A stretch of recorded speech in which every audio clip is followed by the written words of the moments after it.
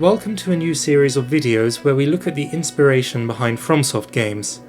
Researching these subjects has been as fun as it has been fascinating, and I have found that looking at source material sheds a great deal of light on lore questions that are hard to answer by looking at the finished games alone. We'll be starting with a mini-series looking at the Norse mythology that features heavily in the plot and character designs of Elden Ring. In particular, we'll be looking in this video at Malenia and the plotline with her brother Miquella. Despite being a hidden boss in the game, it's clear from her extensive use in marketing and merchandise that FromSoft invested a great deal of care in her design and expected her to be the iconic face of the game, even if things worked out somewhat differently. Malenia, of course, is modelled after the classic Valkyries. The battle maidens, or shield maidens of mythology, have their roots in the real-life example of woman warriors from the Viking Age.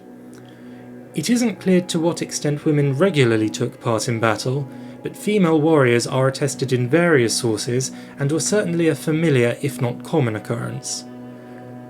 Women in Norse societies held greater rights than in most other parts of the world, and regularly rose to positions of high status, sometimes taking after their husbands as traders or landowners.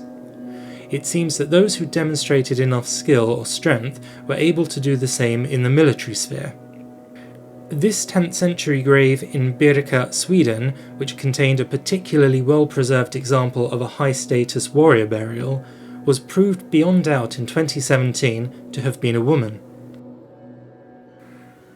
The most familiar image of the Valkyries, and the main source of both Malenia's aesthetic and story arc, comes from Wagner's epic Ring Cycle. We'll talk in greater detail about the Ring Cycle in a later video when we look at the Elden Ring itself, but suffice for now to say that it is a series of 4 operas which combine elements of Norse and Germanic mythology in a grand narrative of power struggles amongst the gods and mortals, centred around an all-powerful magic ring.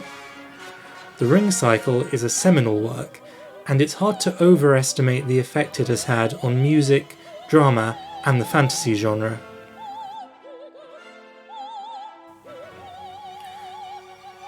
The Valkyries here are the Viking shield maidens of old, reimagined in busty armour, wielding spears and riding up to Valhalla on the wings of the storm.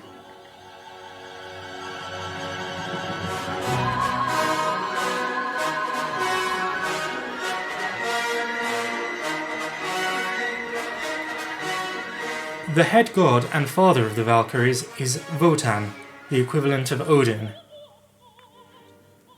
Brunhilde, the head Valkyrie, is one of the main characters. Wotan, who fills a similar part to Radagon, has secretly had other children by a mortal woman, twins named Siegmund and Sieglinde, who are separated at birth. At a later point in the story, they meet, fall in love, and even after discovering they are brother and sister, try to run away together, but are pursued by Sieglinde's jealous husband, who kills Siegmund when Brunhilde fails to protect him.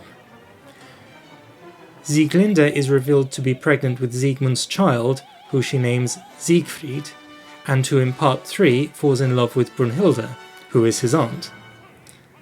As we can see, there are a lot of similarities to what we might loosely call the love triangle plot in Elden Ring. You will also notice how Elden Ring follows the example of the Ring Cycle in giving its characters similar or alliterative names in groups which reflect who is related. It is harder to find parallels for Malenia's association with Rot and how this fits into the story. One important clue, as Vati discussed in one of his recent essays, is that Miquella is another persona of Saint Trina, the goddess of sleep. Even if this aspect of Miquella's character is somewhat downplayed in the game, it gives us a lot to work with. Death and sleep have a long association and are usually related in mythologies. In the Greco-Roman pantheon, for example, Thanatos and Hypnos are twins, and one of their cousins, Ares, is associated with war and destruction. That is, blood. This seems somewhat of a stretch though, and I think FromSoft may have found inspiration closer to home in the Shinto creation myth, with the creator gods Izanami and Izanagi, who were both siblings and married. From their union, they created the islands that form Japan and bore children who represent various forces of nature. After Izanami died giving birth to the god of fire, Izanagi in his anger killed the child so violently that his blood splattered the rocks and formed volcanoes. The grieving Izanagi then went down to the underworld. When he looked on Izanami, despite her pleas not to, he discovered that she was now a hideous, rotting corpse, and in his horror fled back to the world of the living. After his ordeal, he cleansed himself with water, allegedly beginning the custom of washing at Japanese temples. Shinto, as the oldest and only native religious philosophy in Japan, places great emphasis on ritual purity and views death as ritually polluted. This perspective shows through clearly in Elden Ring, especially in Miquella's attempt to use the purity of unalloyed gold to combat the Scarlet Rot. I think it's worth addressing the element of incest here. This has a long tradition, particularly in mythology, and isn't as gratuitous as it might seem. In many cultures, the earliest creation mythologies were genuine attempts to rationalize the world and where it came from. Those attempts often describe the relationship between physical things using human relationships metaphorically. The sun and moon, for example, might be thought of as twins, or the stars as their children. Where those things became objects of veneration and took on more explicit personas, the limited number of characters involved inevitably resulted in messy, close relationships. Of course, a whole pantheon of gods lends itself to ever more elaborate mythologies full of drama and tragedy. Figures from those mythologies, especially those from classical Europe, have long been used as archetypes or stock characters by writers, artists, and composers like Wagner, who wanted to tell stories with great universal themes like love, courage, and betrayal. Elden Ring follows in this storytelling tradition, and even though FromSoft have, perhaps wisely, not elaborated on the precise nature of the love at work between Mohg and Miquella, they have truthfully depicted how love can be jealous and bring out the worst in us. Malenia's character is appealing because, fundamentally, it is realistic in its emotional honesty. For all her physical strength, Malenia is believably vulnerable in ways that are deeply human.